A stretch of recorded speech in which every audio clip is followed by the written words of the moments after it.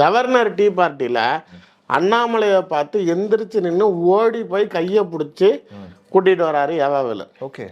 100 ரூபா நாணயம் கலைஞருக்கு வெளியிடுறப்ப, ராஜ்நாத் சிங் கலைஞர் நினைவிடத்தில் இருக்கிறப்ப ஏவாவேலு வேகமாக கனிமொழியை நவருங்க அவரை முன்னாடி விடுங்கிறாரு. யார்? கலைஞருடைய மகளை நவருங்க பின்னாடி போங்கன்னு சொல்லி ஒருத்தரை முன்னாடி விட சொல்கிறாரு. ராஜ்நாத் சிங்கை வழி விட சொல்கிறாரு. யாரை விட சொல்கிறாருன்னா அண்ணாமலைக்கு. ஓ ஓகே. இந்த அளவுக்கு அதாவது லாபி நடந்துருச்சு. அடிக்கிறாரு அண்ணாமலையோட தான் ரைடு அடிக்கிறாரு.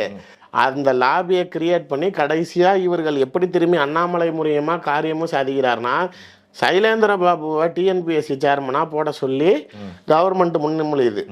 ஆனால் கவர்னர் ரிஜெக்ட் பண்ணுறாரு. அதுக்கப்புறம் அது கிணத்துல போட்ட கல்லாவது 2வது தடவை போது அப்படியே பெண்டிங் போட்டு வச்சுறாரு. ரிட்டன் அனுப்பிச்சா தானே திரும்பி அனுப்புவேன் இங்கேயே கிடக்கட்டும்னு. ஆனால் இப்போ டிஎன்பிஎஸ்சி சேர்மனாக ஒருத்தரை போடுறாங்க. அவருடைய யார் அந்த பரிந்துரைனா ஏவாவேலு சொன்னது. இப்போ போட்ட சேர்மன். ஓகே. ஆனால் இந்த சேர்மனு அண்ணாமலை கவர்னர்கிட்ட சொல்லி ஓகே ஆகுது.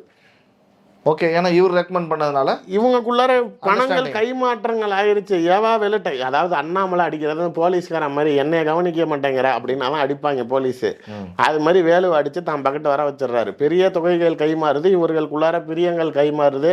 அந்யூன்யமான பிறகு இவருக்கு தேவையானது இங்கேயும் நடக்குது. இவருக்கு தேவையான டிஎன்பிஎஸ்சி சேர்மன் வரைக்கும் போடுறாங்கிறப்ப இவர்களுக்குள்ளார அந்த பெட்டிகள் கைமாற ஆரம்பிச்சது. உறவுகள் மேம்பட்டோன்னா ஆனால் தான் சர்வைவ் ஆகிட்டோமா முடிஞ்சு போச்சு.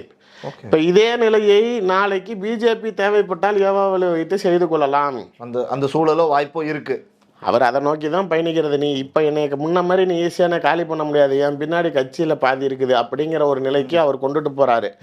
இப்போ இது பத்தாததுக்கு தன்னை இன்னும் மேலும் பலப்படுத்திக்க நாளைக்கு தேமுதிக உள்ள கூட்டிட்டு வர்றாரு.